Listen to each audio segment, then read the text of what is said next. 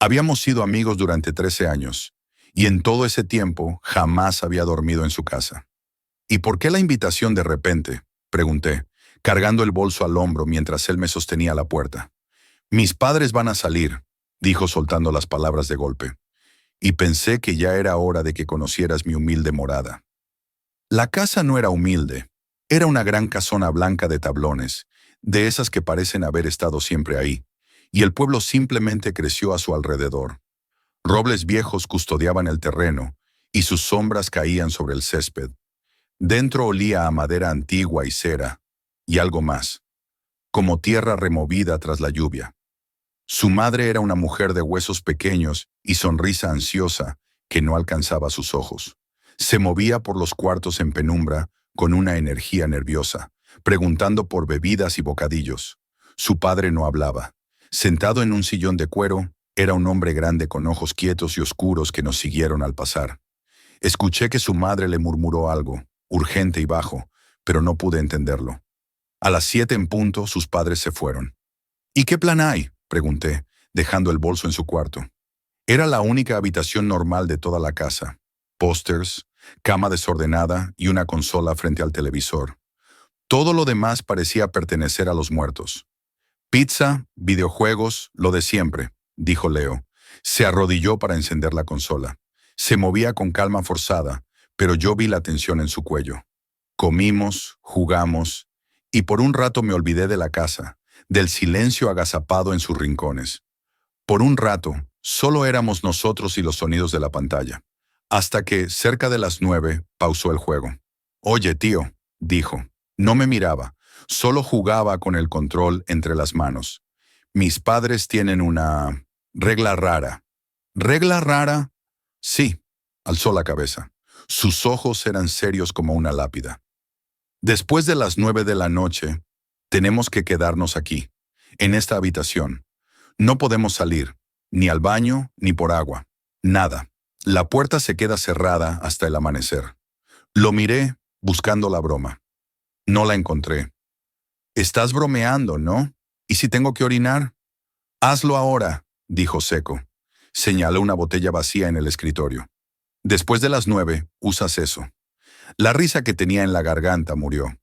«Esto es una locura, ¿por qué?» Se encogió de hombros, pero el gesto era falso. «Son muy paranoicos con la seguridad. Casa vieja, ya sabes. Creen que entra mucho aire. Corrientes». Sabía que mentía. Solo no sabía por qué. Un reloj abajo comenzó a dar la hora, y su cabeza giró hacia la puerta. Bong, bong, bong. Se puso de pie antes de que sonara la 9ª campanada. Cruzó la habitación y cerró la puerta. Corrió un cerrojo de acero que encajó con un chasquido seco. «Listo», susurró, con sudor en la frente. «Estamos bien». «Leo, ¿qué demonios pasa?» «Nada, tío, solo una regla rara». No miraba la puerta. Subió el volumen del juego hasta que fue un rugido. Pero yo ya no veía el juego, solo la puerta cerrada, y sentí un frío nacer en mis entrañas. La casa volvió al silencio, pero no era el mismo silencio. Este escuchaba, este esperaba, y en el corazón oscuro de esa casa, algo acechaba, y nosotros estábamos encerrados con ello. Pasó una hora sin sonidos en la casa. El miedo fue saliendo poco a poco del cuerpo de Leo, y jugó con una calma fingida que no le quedaba bien. Seguimos jugando, y dentro de mí crecía la molestia por lo absurdo de todo aquello. ¿De verdad tienes que decirles a tus padres que esta es la manera más segura de criar a un asesino serial?, dije. Él sonrió falsamente. «Te lo juro». Entonces se oyó un sonido desde las habitaciones de abajo. Un golpe suave, rítmico, sobre el suelo de madera del pasillo principal. «¿Qué fue eso?», susurré. Leo siguió jugando. Miraba la pantalla y apretaba los botones como si no lo hubiera oído. «Nada». La casa asentándose. «Eso no fue la casa, Leo». El sonido se detuvo. En el silencio podía oír mi propia sangre en los oídos. Luego llegó otro sonido, un arrastre, como algo grande y pesado deslizándose por el suelo, como si tuviera los pies rotos. Silencié el televisor. «Ok, eso definitivamente no es la casa». Leo dejó el control en la alfombra, su rostro pálido bajo la luz intermitente de la pantalla. «Ignóralo, Liam». Por favor, si lo ignoras, se va. ¿Qué? ¿Qué se va? ¿Qué es? Antes de que pudiera responder, habló. La voz vino desde el pasillo, del otro lado de la puerta, débil al principio. Leo, cariño, no me moví. Era la voz de su madre. Leo, mi amor, papá y yo volvimos temprano. Traje galletas recién horneadas. Abre la puerta. Miré a Leo y vi un chico convertido en cera. Miraba la puerta como si fuera la entrada al infierno. Se llevó un dedo tembloroso a los labios y negó con la cabeza. Leo, es tu mamá, susurré. No seas tonto, cielo. Estamos adentro, continuó la voz. Ya estaba justo detrás de la puerta. Hice tus favoritas, chips de chocolate. Se están enfriando. El arrastre se detuvo. Solo quedaba esa voz dulce, en medio de la casa silenciosa. Pero algo en ella estaba mal. Había una perfección terrible en su tono, como el recuerdo de una voz, no la voz en sí. Y entonces vino el golpe. Un tac húmedo, suave, como carne golpeando madera. Leo, Liam, ¿están bien ahí? Están muy callados. Leo, articulé, pero no me salió voz. Él estaba sentado en el suelo, como una estatua, ojos abiertos como súplica muda. El picaporte giró una vez a la izquierda, otra a la derecha. Luego empezó a sacudirse, violento. Chicos, esto no tiene gracia, dijo la voz. La dulzura se quebró y quedó una aspereza áspera y rota. Abran la puerta. Un golpe brutal sacudió la madera. El marco se quejó en la pared. Me arrastré lejos, hasta pegar la espalda a la pared opuesta. La voz cambió. Ahora era un ronco gruñido que gorgoteaba desde la garganta. Sé que están ahí. El golpeteo húmedo volvió, rápido, frenético. A la par un quejido agudo, como viento soplando por una grieta en el mundo. Y desde el hueco bajo la puerta empezó a colarse un líquido negro y espeso, como aceite. Olía a tumba, a tierra mojada, a podredumbre. Leo se movió. Se arrastró hasta la cama. Se cubrió con las sábanas y se convirtió en una figura temblorosa y pequeña. Había vuelto a su propia oscuridad. Detrás de la puerta, el algo guardó silencio. Pero yo sabía que seguía ahí. Lo sabía en los huesos. Me acurruqué contra la pared. Mi respiración era un hilo roto en la garganta. Leo temblaba bajo las sábanas. Para mí era una noche en la oscuridad. Para él, era su vida. Una maldita curiosidad, la misma que siempre me arruina. Luchaba contra el terror. Quería ver. Necesitaba ver. Me acerqué gateando. El olor era más fuerte. Acerqué el ojo a la cerradura. Primero, nada. El pasillo y la luz de luna. Luego entró en cuadro. No era hombre, ni bestia. Era una cosa hecha de ramas y sombra, altísima, delgada. Sus extremidades parecían ramas invernales. Su cuerpo era un torbellino de polvo y noche. Llevaba puesto el delantal floreado de su madre. Estaba ajustado a un vacío donde debía haber un pecho. Llevaba el gorro de casa de su padre, encima de una cabeza sin rostro. Solo un cúmulo de oscuridad en movimiento. En una mano delgada sostenía un retrato familiar que había visto en la pared. Lo sostenía frente a su rostro y sonreía con la sonrisa de la madre de Leo. Con su otra mano, extendió un brazo largo, negro, y golpeó la puerta. Thump, thump, thump. Me lancé hacia atrás y me tapé la boca. Lo que vi no era un intruso, era la casa. Un parásito que vestía con los recuerdos de los muertos. Entonces la voz cambió, y me congelé por dentro.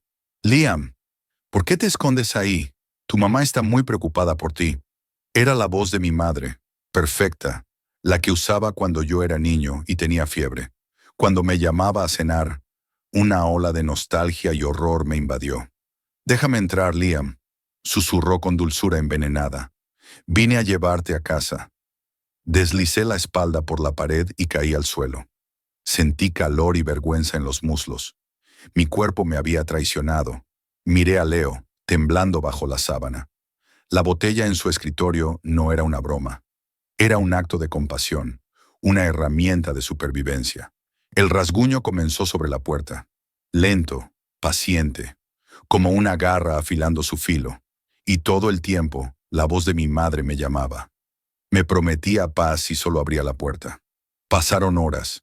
El algo no se detenía. Usaba voces vivas, voces desconocidas, Ofrecía comida, calor, un fin a la noche interminable. Y siempre, siempre rascaba. Mi miedo ardió hasta volverse furia. Furia por la criatura, por quienes le construyeron esta jaula y la llamaron hogar, y por el chico que se escondía y no hablaba. Leo, dije. Mi voz era una grieta seca. Se asomó desde las sábanas, ojos rojos de terror. ¿Ya se fue? Number E, ya basta de mentiras. ¿Qué es eso? Se encogió. Se abrazó las rodillas.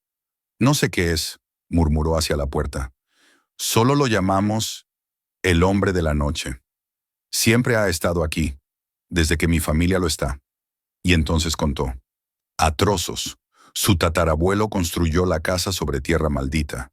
Desde la primera noche algo estaba mal. Se hizo un pacto no dicho. La casa sería suya de día, pero desde las 9 hasta el amanecer pertenecería a él. Se siente solo, susurró Leo. Le gusta jugar. Usa objetos para hacerse un cuerpo. El delantal, el sombrero, la foto. Pero se está volviendo más audaz, dijo. Antes solo hacía ruidos. Ahora quiere entrar. Las reglas antes bastaban. Ahora quiere más. Me miró y vi culpa, hondo como un pozo. Quiere a alguien nuevo. La verdad me atravesó como hielo. La invitación repentina. El terror en los ojos de sus padres. El cerrojo en la puerta. ¿Tú? ¿Tú me trajiste para eso? No quería, gritó. Mis padres dijeron que ya no bastaba con nosotros, que si tenía a alguien nuevo, de fuera, tal vez lo dejaría en paz. Me había llevado como cordero al matadero. Sus padres no se habían ido. Estaban ahí, en su propio cuarto cerrado, esperando, rezando para que la cosa me eligiera a mí. Y entonces, el rasguño se detuvo. Las voces cesaron. Un silencio tan profundo que parecía que el mundo se detuvo. ¿Qué pasa? Susurré. Leo abrió mucho los ojos. Desde el piso de abajo llegó un nuevo sonido. Pasos en la escalera, pesados, y el arrastre de algo muerto. Thump. Arrastra. Thump. Arrastra. Ya no fingía. El juego había terminado. Los pasos se detuvieron frente a nuestra puerta. 1, 2, 3 segundos de silencio. Y entonces, ¡crack! Un golpe. El marco crujió. ¡Crack! ¡Bang! El cerrojo voló como un diente. La puerta se abrió con un gemido final. Y en la oscuridad del pasillo, lo vi. Ya no era un vacío. Estaba completo, hecho de cosas robadas de la casa. Tablones como piernas, tuberías oxidadas como brazos. El torso era una jaula de barandas rotas. Dentro, mi bolso, palpitando como un corazón negro. Su cabeza era el reloj de pie del pasillo. El péndulo se movía como un ojo frenético. Desde el reloj, una voz. No una, todas. Un coro disonante que gritó ESLAHORA.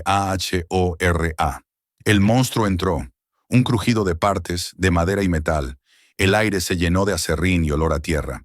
Leo gritó. Puro terror. Yo actué. Agarré un trofeo de vidrio y lo lancé. Impactó el reloj y estalló en 1000 pedazos. La cosa se tambaleó. Chilló. Un sonido como todos los relojes del mundo marcando una última hora apocalíptica. Tuvimos un instante. ¡La ventana!, grité. Agarré a Leo del brazo y tiré de él. El pestillo no cedía. Pintado a la madera. La cosa se recompuso. El vidrio roto brillaba en la oscuridad. Venía hacia nosotros, el brazo de tubería en alto. ¡La cama! ¡Ayúdame! Adrenalina lo despertó. Empujamos la pesada cama. Un muro torpe.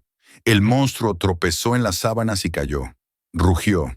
Rasgó la cama a pedazos. Estábamos atrapados. El monstruo se levantó. Venía lento, seguro. Sabía que ya éramos suyos.